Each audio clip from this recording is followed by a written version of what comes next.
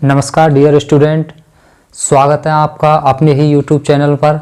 और ये जो चैनल है आपके लिए जो राजस्थान जीके है, राजस्थान जीके के लिए समर्पित है। और आप यहाँ से अच्छा कंटेंट जो प्रमाणिक पुस्तकों के आधार पर होगा, जो मूलभूत इतिहास की पुस्तक हैं उनके आधार पर यह आपको सारी जानकारी दी जाएंगी और कुछ एडवांस जानकारी दी जाएंगी, जहाँ से आप जो क्रिटिकल प्रश्न आते हैं उनको भी हल कर पाएंगे।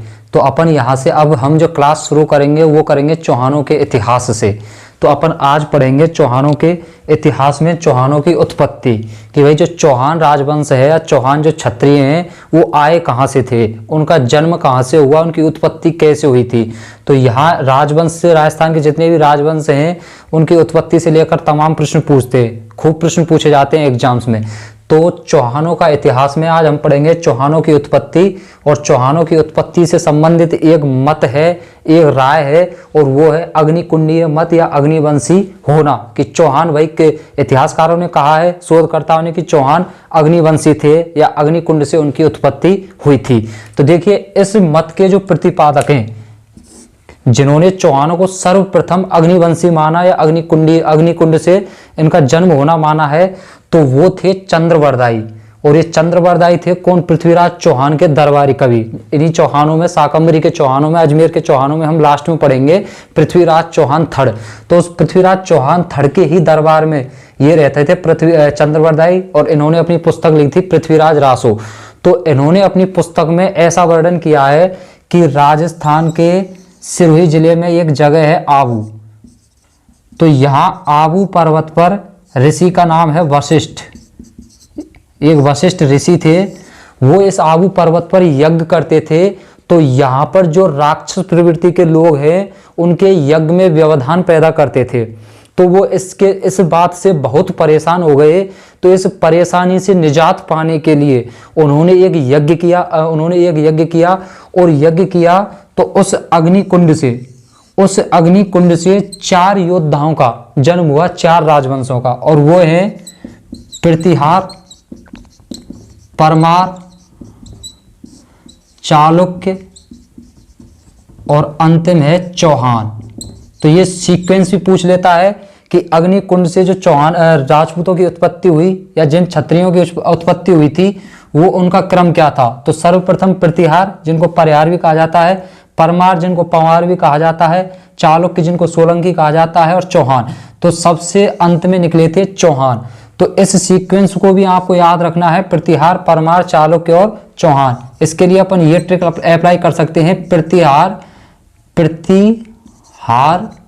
पर चाचो। तो प्रतिहार से प्रतिहार, पर से परमार, चा से चालुक्य और चो से चौहान। तो इस क्रम में ये क्षत्रियों की उत्पत्ति हुई थी, 4 वंशों की, प्रतिहार, परमार, चालुक्य और चौहान। तो ये इन चौहानों की उत्पत्ति इस तरीके से इस पृथ्वीराज रासो पुस्तक में चंद्रवरदाई ने मानी है कि इनकी उत्पत्ति अग्निकुंड से हुई थी। अब बाद में आगे चल के इसी मत को महिणोत नैनसी ने और सूर्यमल मिश्रण ने, इन्होंने भी समर्थन प्रदान किया कि भाई जो चंद्रवरदाई ने कहा है वो बिल्कुल बात सही है और इन चौहानों की उत्पत्ति अग्निकुंड से ही हुई है। वशिष्ठ ऋषि ने जो यज्ञ किया था वहां पे जो अग्निकुंड था उसी से इनकी उत्पत्ति हुई है। तो महिणोत नैनसी ने अपनी पुस्तक नैनसीरी ख्यात में और सूर्यमल मिश्रण ने वंश भास्कर में इस मत की पुष्टि की है। तो आपको ये याद रखने हैं कि पृथ्वीराज चंद्रवरदाई, महिणोत नैनसी और सूर्यमल मिश्रण, इन्होंने इस अग्निवंशीय मत को स्वीकार किया है कि चौहान अग्निवंशी थे। अब यहाँ समर्थकों से भी प्रश्न पूछे जाते हैं कि बताइए इस मत के कौन कौन समर्थक हैं। तो इनको भी हम आराम से याद कर सकते हैं। और इसी को याद करने के लिए यहाँ पे भी थोड़ी सी एक छोटी सी ट्रिक अप्लाई करेंगे अपन, और वो क्या है, सूर्य के मुंह में अग्नि है। बिल्कुल सही बात है। सूर्य कितना तप्त, कितना गर्म ग्रह है, यह आपको पता होना चाहिए। कितना गर्म तारा है सूर्य, ठीक है, तो ये आपको मालूम है। तो सूर्य के मुंह में क्या है, अग्नि है। तो सूर्य से क्या हुआ, सूर्यमल मिश्रण, मुंह से क्या हुआ, महिणोत नैनसी, और अग्नि से क्या हुआ, अग्निवंशीय मत।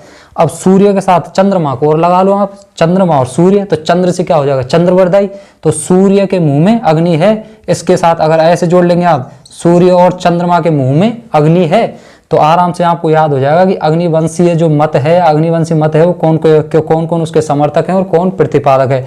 तो पृथ्वीराज प्रतिपादक तो हो गए, इसके प्रतिपादक तो हो गए चंद्रवरदाई, और इसके समर्थक हो गए मोहिनोत नैंसी और सूर्यमल मिश्रण।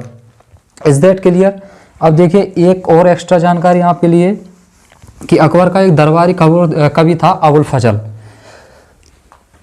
इस अबुल फजल ने अपनी पुस्तक में अकबरनामा, इसकी पुस्तक है अकबरनामा, इसमें इसने लिखा है चौहानों की उत्पत्ति से संबंधित, इसने लिखा है कि आबू में महाबाहु एक ऋषि थे और वो ऋषि बौद्धों से परेशान थे, बौद्ध धर्म के जो लोग हैं उनसे परेशान थे। तो उन बौद्धों से निजात पाने के लिए उन्होंने आबू पर्वत पर यज्ञ किया, और यज्ञ किया तो उसी यज्ञ से ये 4 राजवंश उत्पन्न हुए थे, जो उस क्रम में मैंने बताया था ना, प्रतिहार पर चाचो, प्रतिहार परमार, चालुक्य और चौहान।